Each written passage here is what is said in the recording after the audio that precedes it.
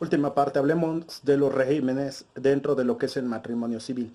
Van a existir dos tipos de régimen dentro de lo que es el matrimonio civil. El primero es la separación de bienes y el otro es los bienes mancomunados.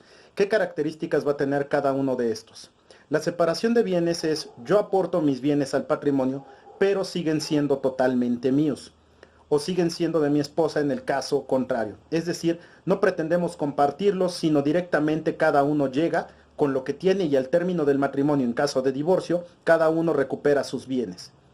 La principal característica es que los bienes no son compartidos. En el régimen de bienes mancomunados, la característica es que los casados, con todo aquello que vayan comprando, como es una casa, un carro, la estufa, los muebles o accesorios dentro de la casa, estos son de ambos, son propiedad de ambos. Todo lo que se adquiera antes del matrimonio no formará parte del patrimonio. Es decir, cuando termine el matrimonio, con lo que yo llegué antes de mi matrimonio, es mío. Pero todo lo que adquirimos durante el lapso de este matrimonio forma ser parte de ambos. Esto en los bienes mancomunados.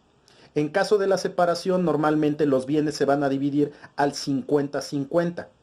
Si el 50% le corresponde a la esposa y el 50% le corresponde al esposo dentro de una propiedad, pueden llegar a un mutuo acuerdo para que la casa no sea dividida, sino que uno le compre la parte proporcional al otro y adquiera directamente la propiedad completa. En caso de no ser así, quedan en libertad de vender o subastar la parte proporcional en el matrimonio.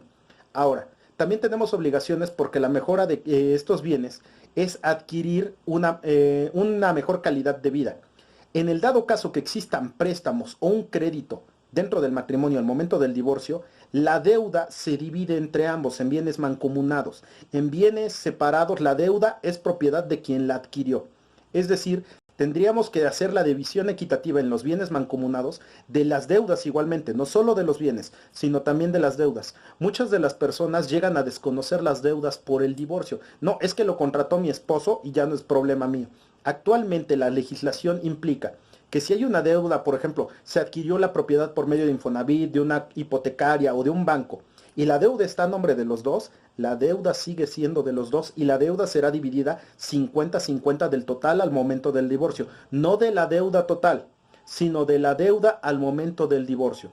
Ahora, en la parte de abajo de las actas de matrimonio, ahí es donde se puede ver el régimen por el que nos casamos. Si nosotros al momento de casarnos no establecemos qué régimen conyugal queremos, el juez en automático nos va a poner bienes mancomunados, es decir, lo que es lo que es tuyo es mío, etcétera, etcétera.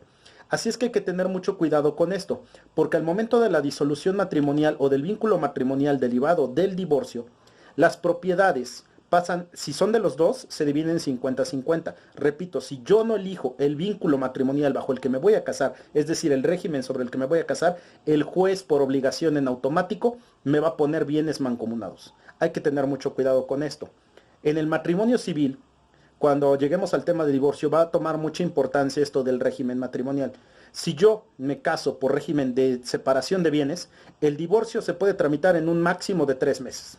Esa es una de las ventajas. Si yo me decido casar por bienes mancomunados, tenemos que hacer un deslinde de todas las propiedades, si las hay, o de todos los bienes muebles e inmuebles. Muebles es directamente todo lo accesorio de la casa. Los inmuebles es directamente propiedades, terrenos, casas, locales, etcétera, etcétera. ¿Sale? Hay que tener mucho cuidado con esto, porque en el término legal puede implicar muchos problemas.